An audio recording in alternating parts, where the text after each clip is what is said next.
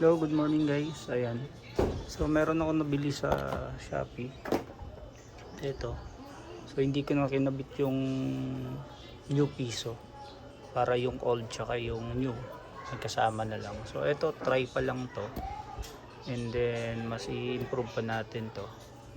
So trial. So ito kasing coin ano ko, pwede siyang mag-segregate no, ng piso, jewel. Ayan.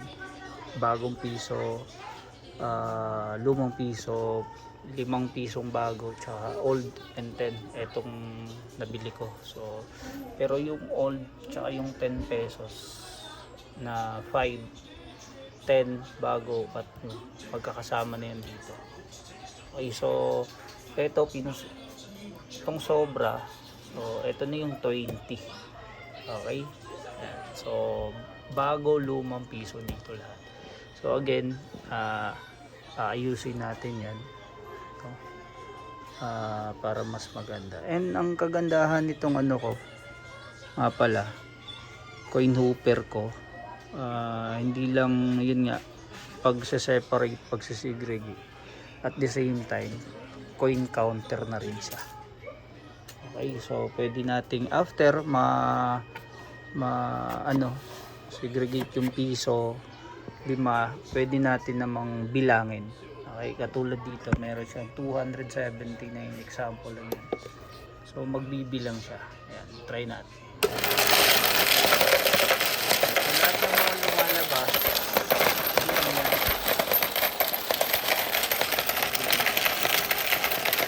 So mangyari ngayon, after na ma-separate lahat ng piso, 5, saka 5, yung mga bagong 10 saka 5. So bibilangin naman natin, hindi naman umano, so separate. Okay, ayan, piso, 10 piso, so separate. So again, no, ano pa natin to, mas i-improve pa natin to.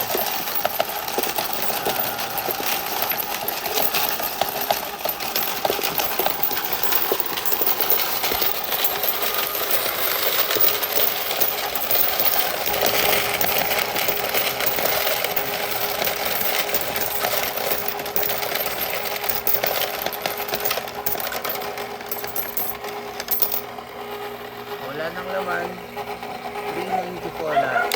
Okay, ayan.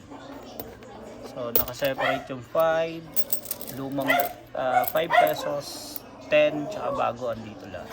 So lahat ng piso ngayon bibilangin naman natin. So hindi naman ayan, so puro piso yon. So ayan, set lang natin, reset natin yung count. Okay, then start natin. Ayan, puro piso na yan. Binibilang niya ngayon.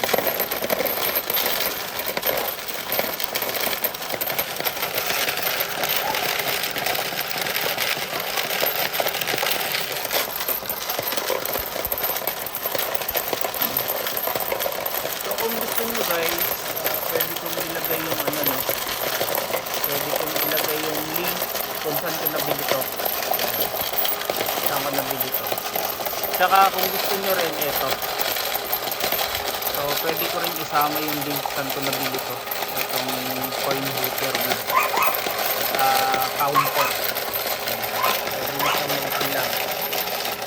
So ang improvement na lang na gagawin natin ito na lang yung improvement. So mas madali na lang. Okay, ayan, so ubos na, wala nang laman. So total, tayo natin, yan, 279, yun tinagpiso. Ito lahat piso. Okay, so try naman natin itong mga 5 piso.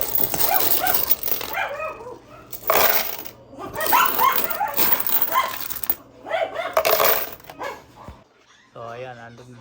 Kung gusto niyo naman itong mga lumang 5 pesos, actually pwede nyo rin yung isama. Pwede nyo na rin isama yan kung gusto nyo isabay na mabilang. So separate na lang.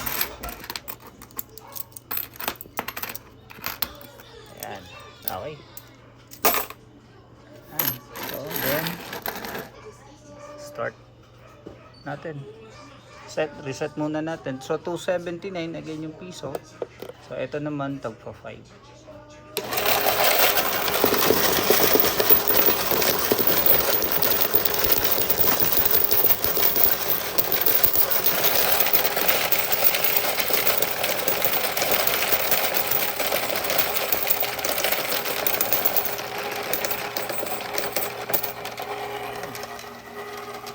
Tumatalsik-talsik tayo. Okay. So 96 lahat ng 5 pesos. Okay, so again 96 lahat. So yung 10 pwede rin bilangin kung marami na to. So, konti lang naman, so bibilangin lang. So try lang to again. So lagay ko yung again link nito, kung saan ko nabili, Shopee, and also this one. So again, mas madali na lang para sa atin, mas separate yung mga coins and also at the same time pwede magbilang. So times na lang natin. Ito 96 times 5, magkano siya? Okay, ayun. So sana nakatulong mga kapiso. Thank you. So subscribe lang, then ayun, comment kung meron kayong gustong itanong. Okay, paki-subscribe lang yung natin channel. Thank you guys.